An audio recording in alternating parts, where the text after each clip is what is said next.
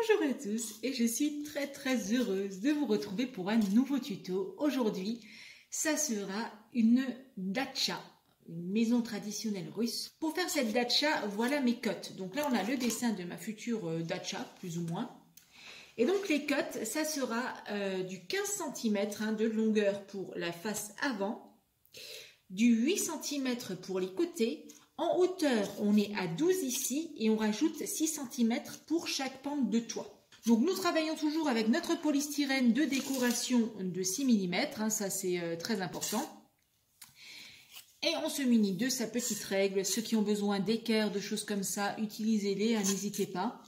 Et on va commencer par faire la face avant. Alors vous voyez, je dessine toujours que mes faces avant. Bon, ben voilà, c'est comme ça, c'est juste pour avoir l'inspiration.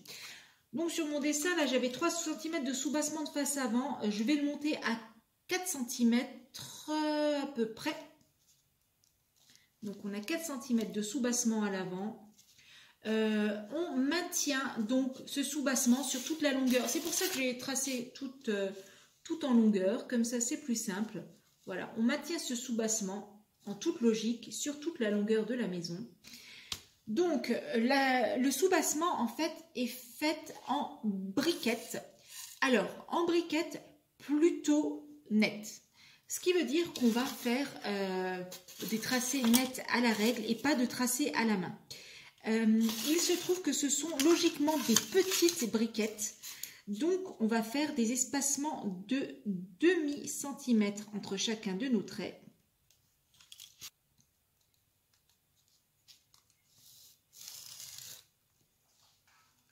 Mon stylo m'a lâché en plein trait, voilà, il n'a plus voulu écrire, mais en attendant, il a gravé, et ça, c'est le nécessaire. Bien, donc, on va faire nos briquettes les plus régulières possibles, on va dire, et on va donc se faire des traits tous les centimètres, histoire de rester sur une échelle, on va dire, cohérente. Et ensuite, là, on va faire aussi tous les centimètres, mais en décalé, donc voilà. Alors, maintenant, ce qui va se passer, j'ai tracé mes petites fenêtres ici. Donc, elles font chacune 2 cm et je me suis en fait servi des petites briques comme repère, tout simplement pour les tracer droites. Donc, sur mon effet pierre, ici, j'utilise un caillou. Cette technique, vous la connaissez si vous regardez mes tutos. Et donc, on appuie bien fort. Voilà. Pour bien marquer la pierre, à la peinture, ça fera ressortir l'effet pierre. Ensuite, on va venir découper les petites fenêtres déjà. Donc moi, j'utilise un petit outil de précision. Si vous en avez un, c'est bien. Sinon, utilisez un petit cutter, ça fonctionne aussi. Bien, une fois qu'on en est là, il va falloir tracer nos petites planches de bois. Donc, alors, comme vous le voyez, elles vont dans plusieurs sens. Et c'est toujours pareil sur les datchas. La partie en général, où il y a les fenêtres, la partie de la façade, hormis la pente de toit, en général est à l'horizontale. Pas tout le temps, mais là oui. Donc, ce qu'on va faire, on va donc les tracer bien droites à la règle et je vais faire des planchettes, on va dire d'1 centimètre.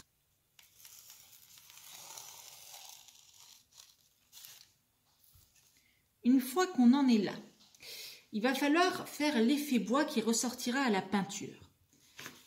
J'ai décidé, pour être plus subtil, d'utiliser le cutter et d'écorcher la surface du polystyrène. Voilà, en faisant bien comme d'habitude notre effet bois. La partie haute, donc, elle est dans l'autre sens. Les planchettes, elles sont dans l'autre sens. Mais surtout, à la base, cette datcha, eh bien, je vais lui faire un petit centimètre en plus ici sur les 2 pentes. Donc, en plein centre, on va y mettre un petit centimètre juste là. Juste là. Et je vais donc faire un petit tracé pentu comme ça. Hop. Ah, pas facile. Pas facile de bien viser. Voilà. Cette planche est encore dans le même sens que les autres. Voilà. Elle est encore à l'horizontale. Pour nos planches à la verticale, écoutez, on va garder en fait la même cote que cette planche-là. Donc, on va garder du 1 cm. On peint notre maison, notre datcha là, elle est bleue. Elle a un beau bleu océan, je ne sais pas quoi, comme bleu turquoise. Enfin bon, bref, elle sera bleue cette datcha, bleu de bleu. Et donc, on peint très légèrement, attention, n'appuyez pas trop sur votre pinceau. Il faut qu'on voit l'effet bois ressortir et il ne faut pas boucher donc les rainures avec notre peinture. Donc on peint très légèrement. On verra ensuite le rendu de la couleur, s'il nous plaît ou pas, s'il est suffisant. On viendra au pire rajouter une autre couche. Il faut peindre avant d'avoir placé les fenêtres parce qu'après sinon on va déborder sur notre fenêtre et là ça serait dommage de gâcher tout le travail qu'on aura fait sur les fenêtres. Donc on peint bien l'intérieur de nos fenêtres avant, c'est hyper important. Notre petit objet de renfoncement en pierre. Donc comme je vous le disais dans tous mes autres tutoriels, gardez bien toutes vos chutes. C'est très important, les chutes vont toujours vous servir. Et là en l'occurrence elles vont bien nous servir parce qu'on va y tracer notre renfoncement de pierre. On va venir le tamponner et là on peut l'user sur les bords aussi. Pour la suite, le pourtour de nos fenêtres du bas, c'est fait en petites briquettes impression sortante. Donc on ressort notre coupe de fenêtre et on va venir reporter son pourtour sur du 3 mm. Voilà. Et donc pareil pour l'autre. Donc on y est, hein, on a collé nos petits objets. Bien entendu sur le côté, j'ai aussi fait les petits traits. Et j'ai bien entendu fait l'effet pierre avec la pierre. Donc ici, on va appliquer la même technique que pour le reste de la maison. On peint avec un pinceau très légèrement imprégné, on va dire, et vraiment avec quasiment à sec. On se retrouve donc avec notre maison russe. Et là, comme vous le voyez, par ici, il y a un renfoncement en bois qui va dans l'autre sens par rapport à notre bois de la maison. Donc, on sort de nouveau une de nos chutes. Regardez ça si c'est pas parfait. Si j'avais voulu faire exprès, j'aurais pas réussi. Elle est quasiment la bonne dimension au niveau de la largeur.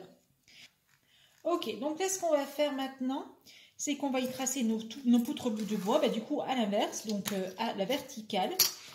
Et on va garder bien les dimensions, toujours les mêmes, des dimensions de 1 cm par poutre. Alors, la deuxième couche est passée sur la maison. Maintenant, on va passer au soubassement. Pour le soubassement, on va appliquer la technique du tamponnage. Une fois que vous avez fait votre sous-couche, vous tamponnez avec des couleurs de plus en plus claires.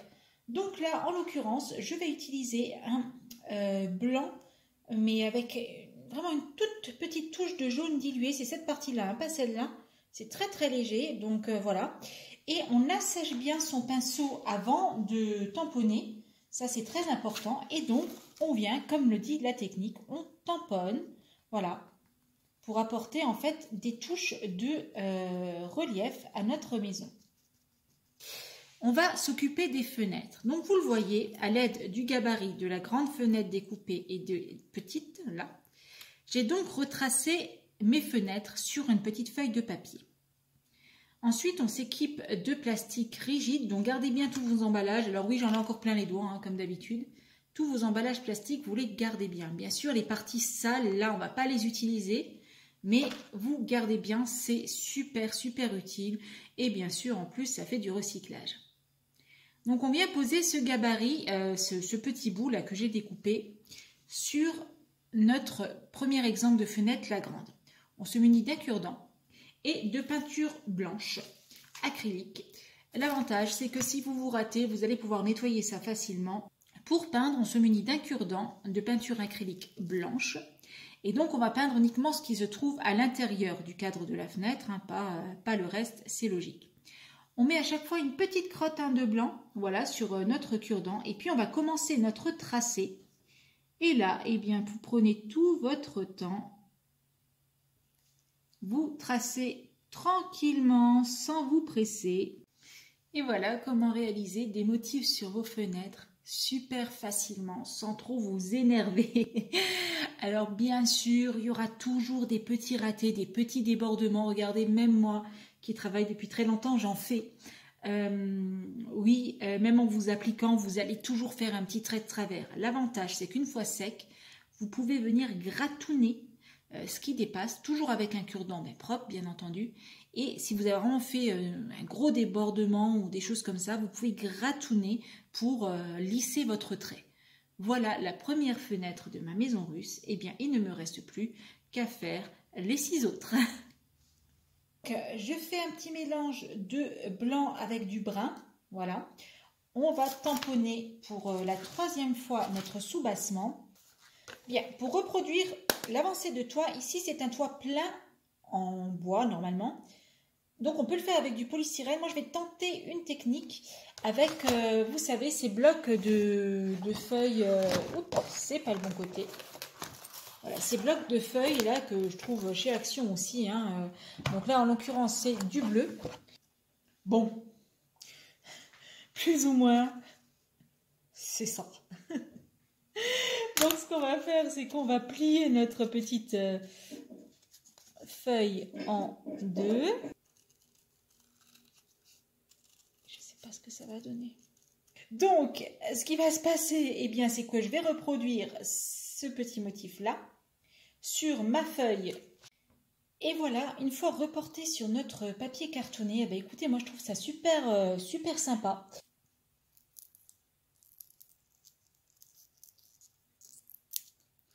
Voilà, faites-y un bel arrondi. Donc voilà, on a notre première poutre.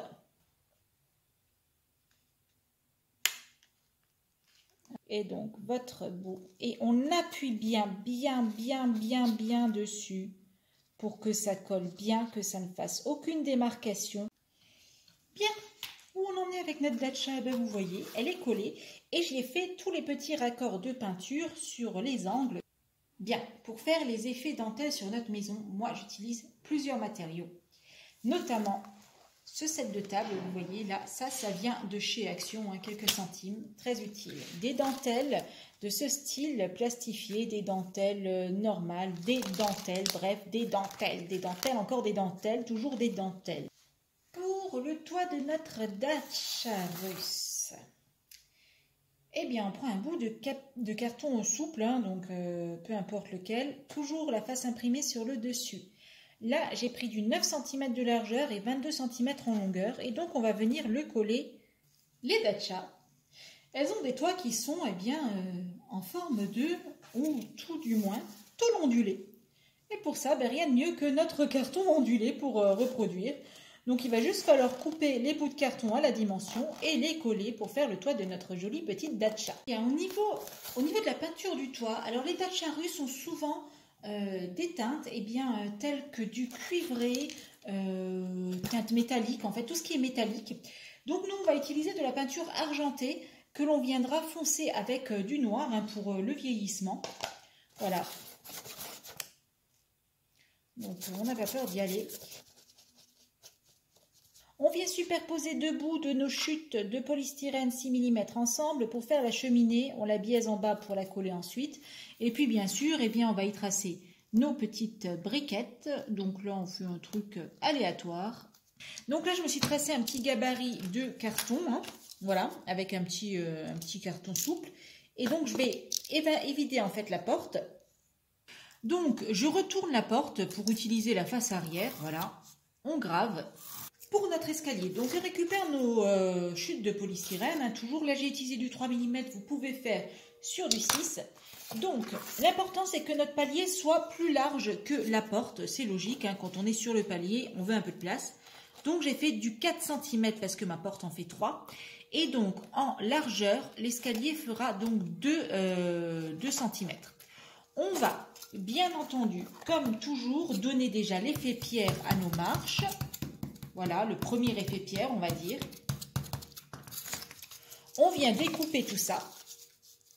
Donc, chacune des marches fait 1,5 cm de profondeur hein, pour garder une marche pour la colle.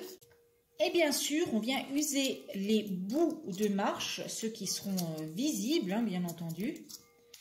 Ensuite, on vient bien entendu coller chacune des marches l'une sur l'autre. C'est pour ça qu'on s'est prévu un bon demi-centimètre de marge. Voilà, une fois que notre escalier est collé, on prend la mesure sur un bout de polystyrène pour faire, vous voyez, la bordure. Ça doit aller comme ça, tout simplement. Et ici, on va donc faire l'arrière hein, pour fermer l'escalier, qui sera comme ça. Donc, c'est notre escalier en béton. Donc, toujours pareil, eh bien, on fait l'effet béton. On va venir foncer ici après. Voilà, on fait l'effet pierre. On peut y faire une petite fissure sur cet escalier. À l'aide de votre stylo, vous dessinez simplement, voilà, des petites fissures comme ça. On vérifie bien que ici, on est bien d'aplomb, la première marche est au sol. Et aussi, surtout, donc si ça dépasse un peu, eh bien on vient retailler, voilà, et redonner un petit coup de pierre. Notre escalier est prêt à la peinture et pour ça, on va utiliser la technique du tamponnage qu'on a vu dans cette vidéo. Alors moi, je la trouve vraiment très jolie. Le carton, le rendu à l'avant, bon, je vous l'accorde, c'est un petit peu peut-être moyen, mais ça change du style comme ça des autres que je vais faire aussi. Comme ça, elles ne se ressembleront pas toutes. Voilà, donc je vous la tourne un petit peu. Donc j'ai quelques petites retouches de peinture à faire de ci, de là. Et voilà notre bel escalier. Regardez ça, admirez. Il est magnifique cet escalier. J'y ai mis un petit peu de mousse, je ne sais pas si on le voit. Voilà, un petit peu de mousse dans les angles. La porte est joliment décorée, et bien façon au reste de la maison, quoi, en fait. Hein. Donc n'hésitez pas, si vous voulez voir toujours des choses originales et puis faciles à faire et surtout pas chères, restez connectés avec nous. Si cette vidéo vous a plu, abonnez-vous. C'est juste là en dessous, un petit clic, on active la petite cloche et on reçoit toutes les notifications sur son mail pour qu'on se retrouve très très vite sur une prochaine vidéo.